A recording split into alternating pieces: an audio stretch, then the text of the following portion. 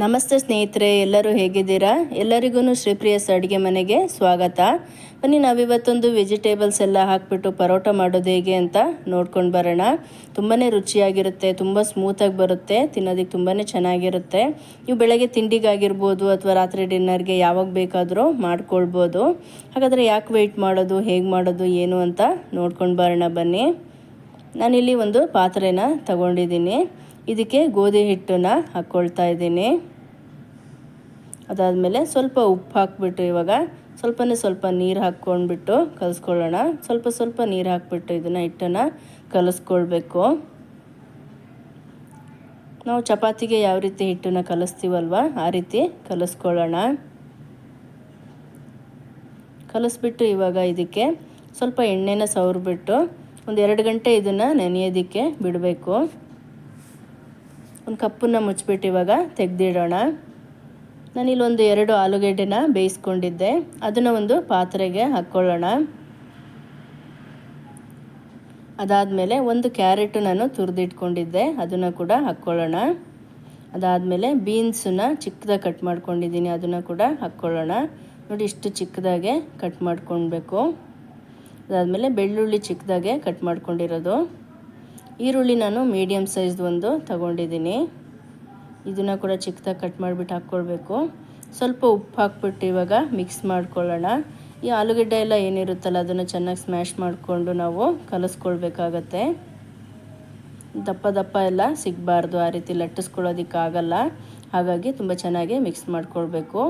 ಅದಾದಮೇಲೆ ಸ್ವಲ್ಪ ಹಳದಿ, ಜೀರಿಗೆ ಪೌಡರ್ 1/4 ಸ್ಪೂನು, ಪೆಪ್ಪರ್ ಪೌಡರ್ 1 ಚಿಟಿಕೆ, ಅರ್ಧ ಸ್ಪೂನ್ ಧನಿಯಾ, 1/4 ಸ್ಪೂನಷ್ಟು ಗರಂ ಮಸಾಲ, ಅರ್ಧ ಸ್ಪೂನಷ್ಟು ಚಿಲ್ಲಿ ಪೌಡರು ಮತ್ತು ಗ್ರೀನ್ ಚಿಲ್ಲಿ. ಅದಾದಮೇಲೆ ಕೊತ್ತಂಬರಿ ಸೊಪ್ಪನ್ನು ಹಾಕಿಬಿಟ್ಟು ಚೆನ್ನಾಗಿ ಒಂದು ಸಲ ಮಿಕ್ಸ್ ಮಾಡ್ಕೊಳ್ಳೋಣ.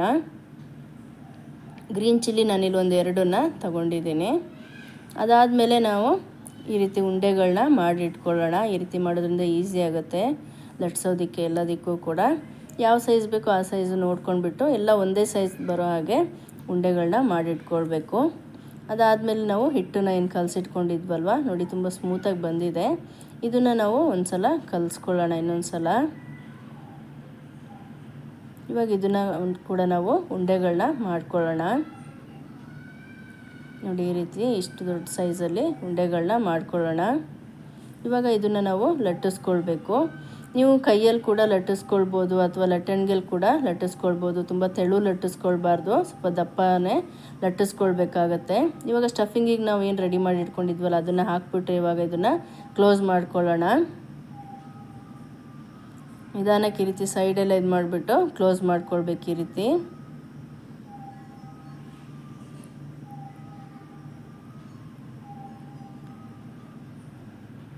ನೋಡಿ, ಈ ರೀತಿ ನಿಧಾನಕ್ಕೆಲ್ಲ ಈ ರೀತಿ ನೀಟಾಗಿ ಕ್ಲೋಸ್ ಮಾಡ್ಕೊಳ್ಳೋಣ. ಇದಾದಮೇಲೆ ನಾನಿಲ್ಲಿ ಗೋಧಿ ಹಿಟ್ಟನ್ನು ತಗೊಂಡಿದ್ದೀನಿ.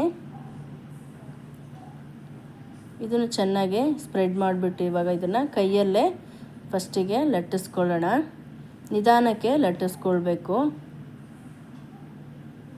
ಹಿಟ್ಟು ಬೇಕಾದರೆ ಹಾಕ್ಬಿಟ್ಟು ಲಟ್ಟಿಸ್ಕೊಳ್ಬೇಕಾಗತ್ತೆ. ಹಿಟ್ಟನ್ನು ನಾವು ಚೆನ್ನಾಗಿ ಕಲಿಸ್ಕೊಂಡಿದ್ರೆ ಸ್ಮೂತಾಗಿ ಬರುತ್ತೆ. ಈ ರೀತಿ ಲಟ್ಟಿಸ್ಕೊಳ್ಳೋದಕ್ಕೆ ಕೂಡ ತುಂಬಾ ಈಸಿ ಆಗುತ್ತೆ.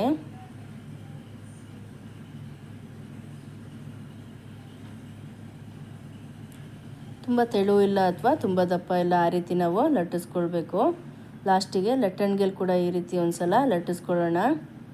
ಈ ರೀತಿ ಮಾಡೋದ್ರಿಂದ ಎಲ್ಲ ಒಂದೇ ಲೆವೆಲಲ್ಲಿ ಇರುತ್ತೆ. ಒಂದು ಕಡೆ ದಪ್ಪ, ಒಂದು ಕಡೆ ತೆಳು ಬರೋದಿಲ್ಲ, ಚೆನ್ನಾಗಿ ಬೇಯುತ್ತೆ ಕೂಡ. ಇವಾಗ ಇದನ್ನು ಬೇಯಿಸ್ಕೊಳ್ಳೋಣ. ನಾನಿಲ್ಲೊಂದು ತವ ತಗೊಂಡಿದ್ದೀನಿ, ಇದು ಬಿಸಿ ಆದಮೇಲೆ ಇದಕ್ಕೆ ಹಾಕ್ಕೊಳ್ಳೋಣ.